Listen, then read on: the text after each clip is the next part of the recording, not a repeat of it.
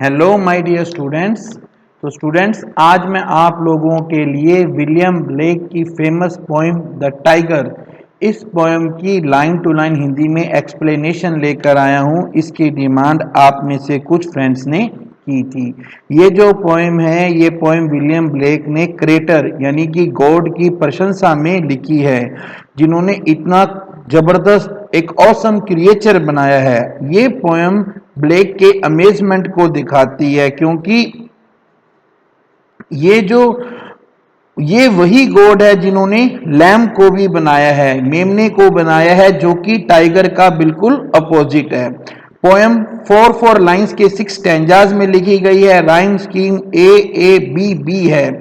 First stanza जो है वो लास्ट स्टैंजा में रिपीट हुआ है।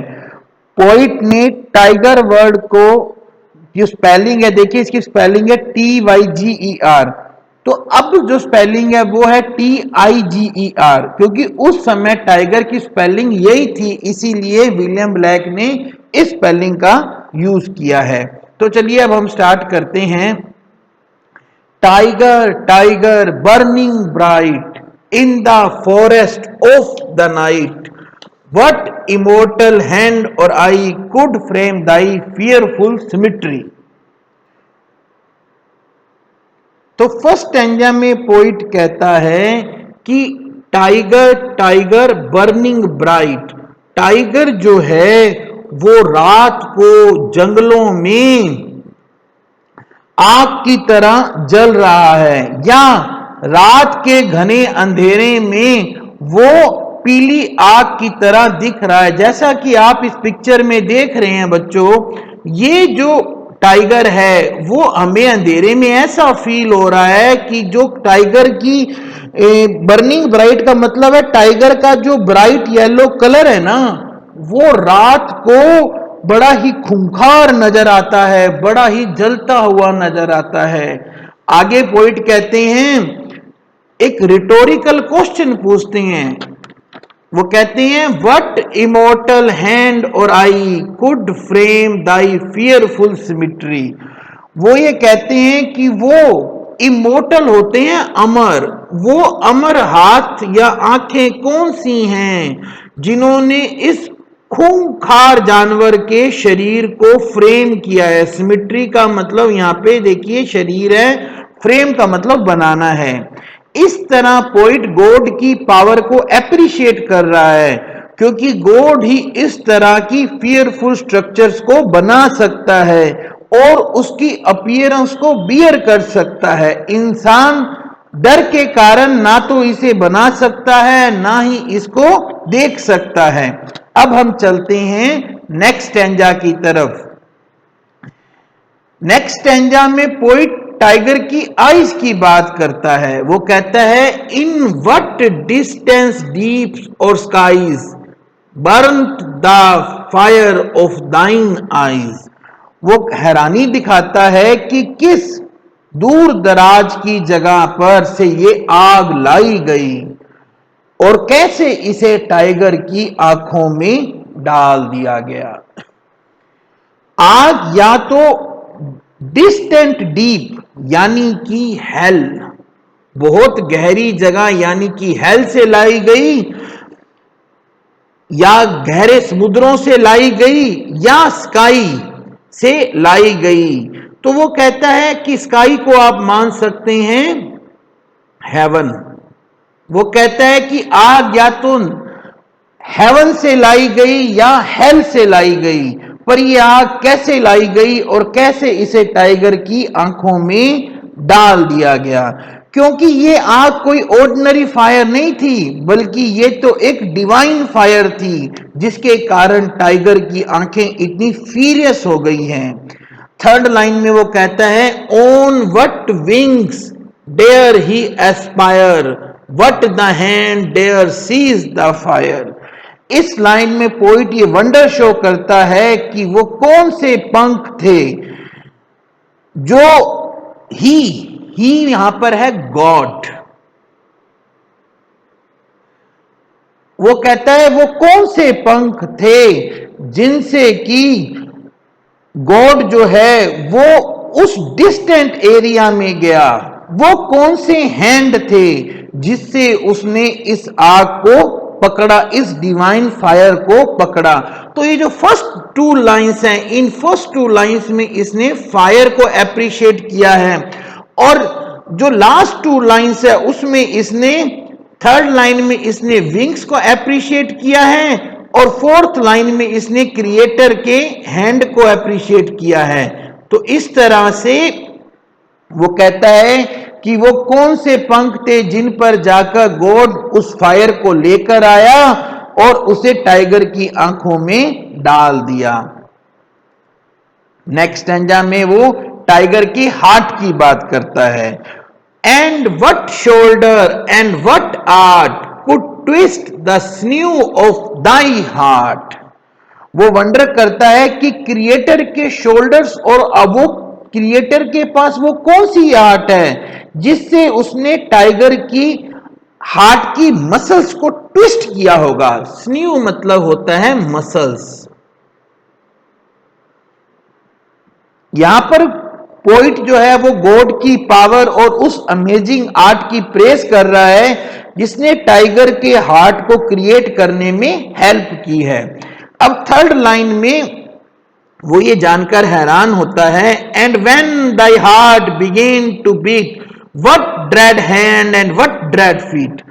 तीसरी लाइन में वो ये जानकर हैरान होता है कि क्रिएटर के हैंड और हार्ट कितने पावरफुल हैं कि जब टाइगर का दिल धड़कने लगा तब वो टाइगर के सामने खड़ा रहा। इस स्टैंजा में पोइट ने क्रिएटर की फिजिकल पावर को एप्रिशिएट किया है, उसके डेयरिंग नेचर को एप्रिशिएट किया है, और उसकी जो हैरान कर देने वाली आर्ट है उसकी इसने प्रेस की है। अब हम चलते हैं स्टैंजा 4 की तरफ। इस स्टैंजा में वो टाइगर के ब्रेन की प्रशंसा करता है। What the hammer, what the chain, in what furnace was thy brain. तो इस स्टैंजा में उन्होंने जो इमेजरी दी है वो इमेजरी ब्लैक स्मिथ की है। वो कहते हैं कि क्रिएटर को टाइगर का ब्रेन क्रिएट करने के लिए कैसा हैमर, हैमर मतलब हथौड़ा, कैसी चैन, कैसी anvil, what the anvil, what dread grasp dare its deadly terrors clasp. तो इस स्टैंजा में वो बात करते हैं कि उनको कैसी एनविल और कैसी फर्नेस की आवश्यकता रही होगी। फर्नेस होती है भट्टी, और एनविल ये एक तरह का औजार होता है जिसके ऊपर, जैसे आप ये पिक्चर देख रहे हैं, इस पिक्चर में जो ये चीज है ना, ये चीज ये एनविल है, इसके ऊपर रखकर वो चोट मारती हैं। ये टूल्स जो हैं वो आयरन स्मिथ सॉलिड और हैवी आइटम्स को बनाने में यूज करते थे। तो टाइगर के लिए वो मतलब ब्लैक कहते हैं कि टाइगर का जो ब्रेन है वो आयरन से कम नहीं है। यहां पर ब्लैक उन डिवाइन टूल्स के बारे में सोच रहे हैं जिनसे क्रिएटर ने ऐसे डेडली एनिमल्स को क्रिएट किया होगा। यहां पोइट वंडर करता है कि क्रिएटर की ग्रास कितनी पावरफुल होगी जिससे उसने ऐसे डेडली ब्रेन को, ऐसे खतरनाक एनिमल के डेडली ब्रेन को होल्ड किया होगा। नेक्स्ट स्टैंजा की तरफ हम चलते हैं। Stanza 5। When the stars threw down their spears and watered heaven with their tears, did he smile his work to see? Did he who made the lamb make thee? इस stanza में poet उस deadly animal को एक lamb से create करता है। इस stanza में जॉन मिल्टन के पैराडाइज लॉस्ट का एक रेफरेंस आता है, यानी कि एक, इसे हम कहते हैं बिब्लिकल रेफरेंस।